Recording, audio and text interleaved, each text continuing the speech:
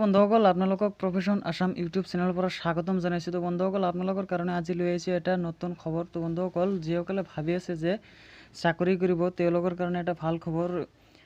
SCERT Assam recruitment 2020 apply online for 24 non gazetted vacancy. তো বন্ধুসকল আপোনালোকৰ কাৰণে নন গেজেট ভেকেঞ্চি 34টা ভেকেঞ্চি ওলাইছে। Assam state council of education research and training আসামৰ পৰা আপোনালোকৰ এইটো লাষ্ট ডেট হ'ব 22/11/2020। বন্ধুসকল এইটো নৱেম্বৰৰ 22 তাৰিখলৈকে এইটো এপ্লাই কৰাৰ লাষ্ট ডেট হ'ব। তো বন্ধুসকল ইয়াত কি লিখা আছে আপোনালোকৰ সন্মুখত মই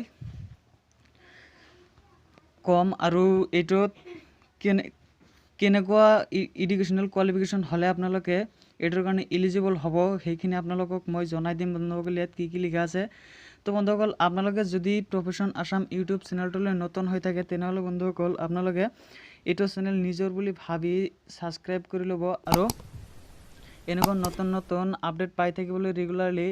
তো বন্ধুসকল ইয়াত কি লিখা আছে এবাৰ চাই লওঁ। তো ইয়াত চাওক, state council of educational research and training Assam last date 22/11/2020। তো SCERT Assam has released a notification for the recruitment of 34 non-gazetted vacancy in different research educational institutions TEI under the Directorate of State Council of Educational Research and Training Assam। তো বন্ধুসকল ইয়াত কেইটা বিভাগত আপোনালোকৰ চাকৰি ভাগ কৰি দিছে। 34টা চাকৰিৰ এইটো পোষ্টটো ভাগ কৰি দিছে।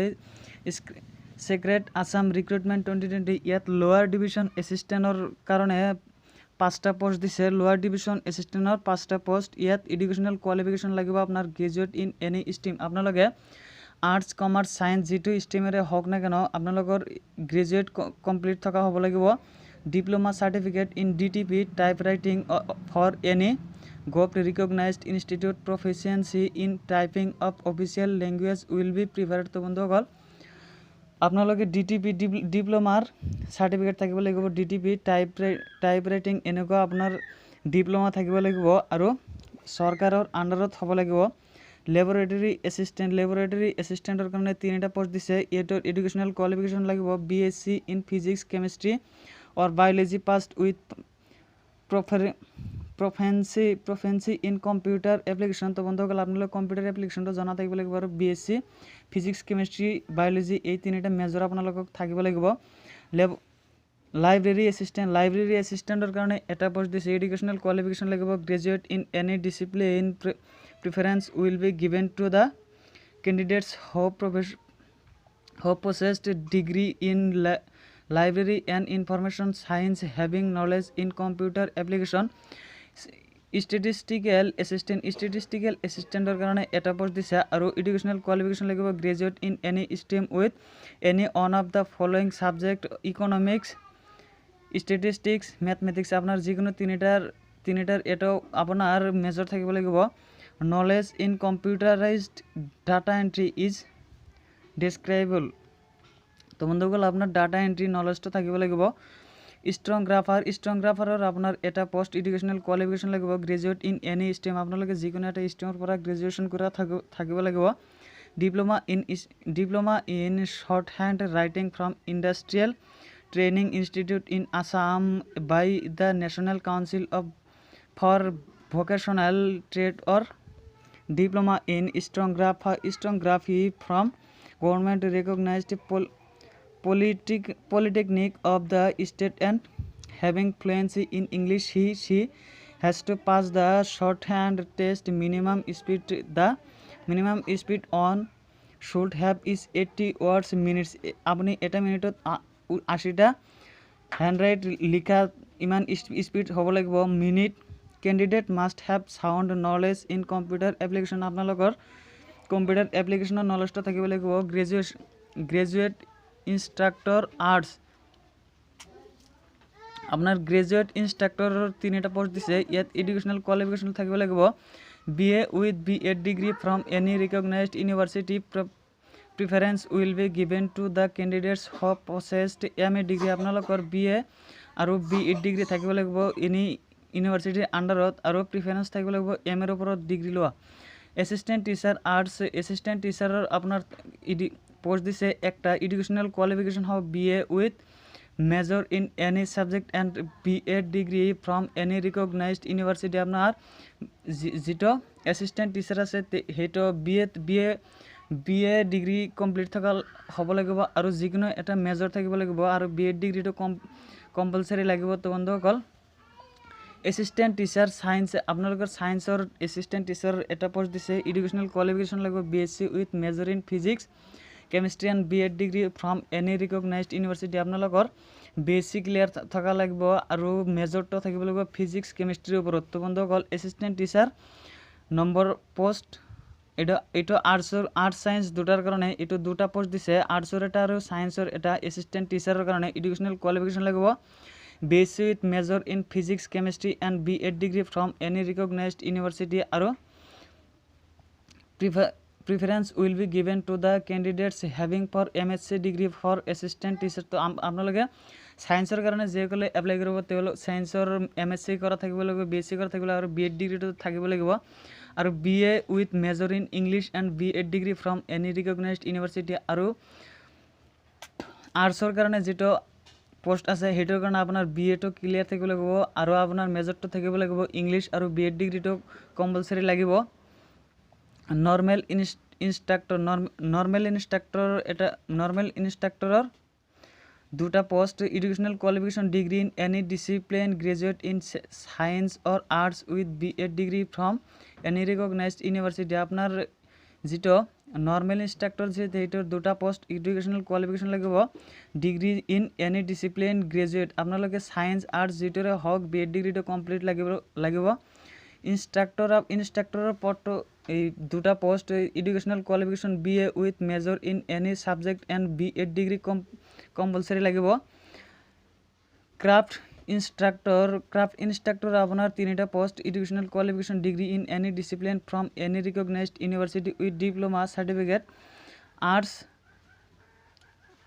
আর ম্যানুয়াল ইনস্ট্রাক্টর এটা post educational qualification degree in fine art from any government recognized আপনার যেটা ম্যানুয়াল ইনস্ট্রাক্টর আছে সেইটোৰ আপনাৰ ডিগ্ৰি ইন ফাইন আৰ্ট আপনাৰ আৰ্ট জানা থাকিব লাগিব আৰু BEd ডিগ্ৰীটো কম্পালসৰি লাগিব। ওয়ার্ক এক্সপিরিয়েন্স টিচার আপনার ওয়ার্ক এক্সপিরিয়েন্স টিচারের এটা post educational qualification graduate in any stream and on হো complete certificate course from government recognized institution in art and craft handicraft cutting knitting embroidery and tailoring proficiency in the use of ICT for educational purpose is desired। Work experience থকা এটা post দিছে এইটোৰ আপোনালোকে দৰ্জি কামটো জনা থাকিব লাগিব।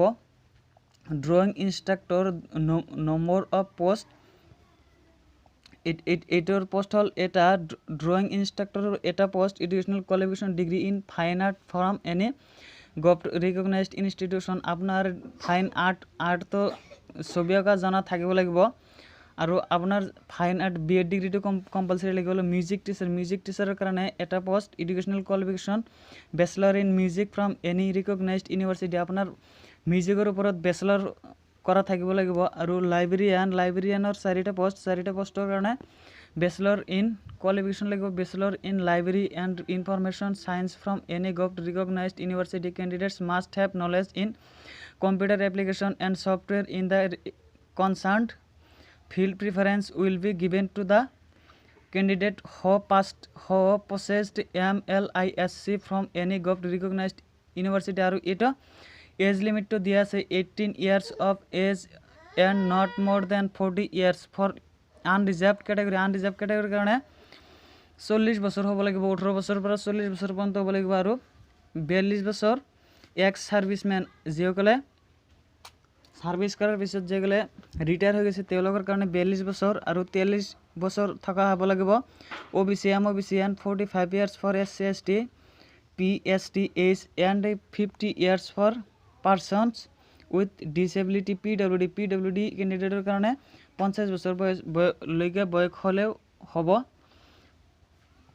1 জানুৱাৰী 2020 আপোনালোকৰ জানুৱাৰী মাহৰ 2020 চনৰ জানুৱাৰী মাহৰ 1 তাৰিখলৈকে এইখিনি বয়স আপোনাৰ হ'লে হৈ যাব। তো বন্ধুসকল Scred Assam selection process 2020, the eligible candidate must undergo the written examination category wise as mentioned in column 1 of the post details above, and other computer proficiency test wherever necessary will be notified in the website in due course of time. Details of examination process will also be notified in the same website. The date of examination computer proficiency test will also be announced in the website https scred.assam.gov.in. এইটো ৱেবছাইটত আপোনালোকে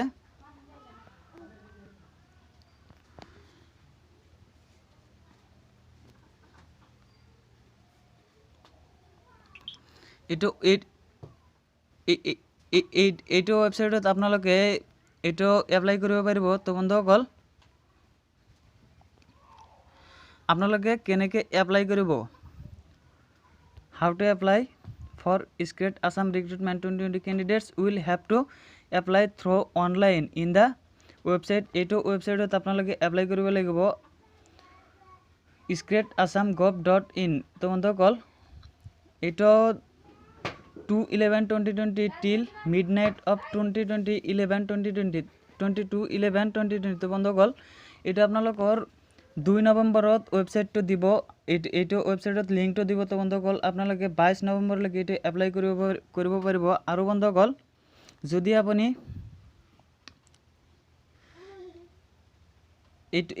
এইটো ডেটটো আপুনি ভালকৈ মনত ৰাখিব বন্ধুসকল। এইটো এতিয়ালৈকে লিংকটো দিয়া হোৱা নাই এপ্লিকেশ্যনৰ কাৰণে। এপ্লিকেশ্যনৰ লিংকটো দিব আপোনালোকৰ 2 নৱেম্বৰ 2020 চনৰ 2 নৱেম্বৰত আপোনালোকৰ লিংকটো দিব এইটো ৱেবছাইটটো মই আপোনালোকৰ ডেছক্ৰিপশ্যন বক্সত দি দিম। তো বন্ধুসকল এডভাৰটাইজমেণ্ট আপোনালোকে এইটো মনত ৰাখিব, লাষ্ট ডেট হ'ব 22 নৱেম্বৰ 2020। তো বন্ধুসকল আপোনালোকে যদি প্ৰফেশ্যন আসাম ইউটিউব চেনেলটোলৈ নতুন হৈ থাকে তেনেহ'লে চেনেলটো আকৌ গৈছে ছাবস্ক্ৰাইব কৰি লগতে থাকক এনেকুৱা নতুন নতুন ভিডিঅ' আপডেট পাই থাকিবলৈ। তো বন্ধুসকল আজিলৈকে ইমানেই, নেক্সট ভিডিঅ'ত আকৌ লগ পাম। সকলোকে ভিডিঅ'টো চোৱাৰ বাবে ধন্যবাদ জনাইছোঁ।